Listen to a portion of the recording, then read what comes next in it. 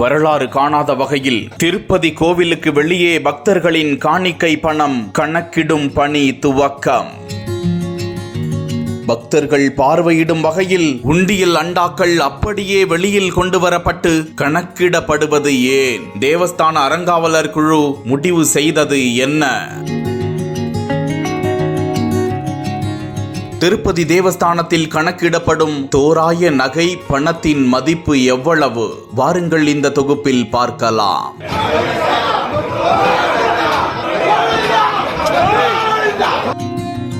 உலக புகழ்பெற்ற திருப்பதி ஏழுமலையான் திருக்கோவில். தினந்தோறும் அந்த கோவிலுக்கு லட்சக்கணக்கில் பக்தர்கள் வந்து செல்கிறார்கள். ஒத்த லட்டுக்கு கொட்டோ கொட்டுன்னு கொட்டுது துட்டு என்கிற சினிமா வசனத்தை போல திருப்பதி உண்டியல் காணிக்கை நாள்தோறும் நிரம்பி வழிகின்றது. இந்த நிலையில்தான் திருப்பதி தேவஸ்தானம் சார்பில் இடப்பற்றாக்குறை கருதி பணத்தை நகைகளை எண்ணுவதற்கு சிரமமாக இருப்பதாக கருதி தேவஸ்தானம் சார்பில் புதிய கட்டடம் கட்டி முடிக்கப்பட்டு கோவிலுக்கு வெளியே பக்தர்கள் பார்க்கும் வகையில் வளாகத்தில் கண்ணாடி சுவர்கள் பொருத்தப்பட்டு பிரத்யேகமாக பணம் எண்ணப்பட்டு வருகிறது. தினந்தோறும் 70,000 முதல் 1.5 லட்சம் பக்தர்கள் வரை திருப்பதி வெங்கடேச பெருமாளை தரிசனம் செய்து செல்லும் நிலையில் கடந்த ஜனவரி 2ஆம் தேதி கணக்கின்படி மட்டும் சுமார் 7,68 லட்சம் ரூபாய் காணிக்கையாக வந்ததாக தேவஸ்தானம் தெரிவித்திருக்கிறது. இதுவே ஒரே நாளில் கிடைக்க பெற்ற அதிகபட்ச காணிக்கை என்றும் குறிப்பிடப்பட்டிருக்கிறது. ஆண்டுக்கு 1000 கோடி முதல்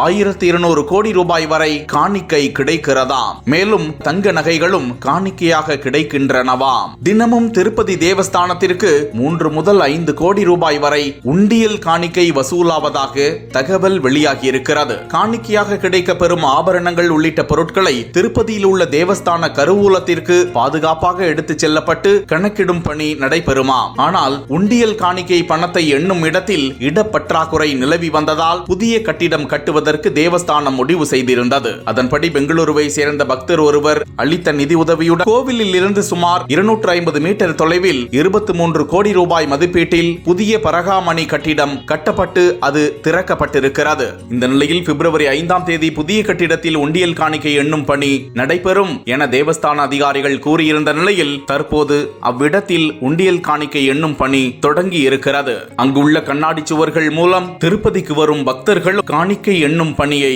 பார்க்க பிரத்யேகமாக வசதி செய்யப்பட்டிருக்கிறது.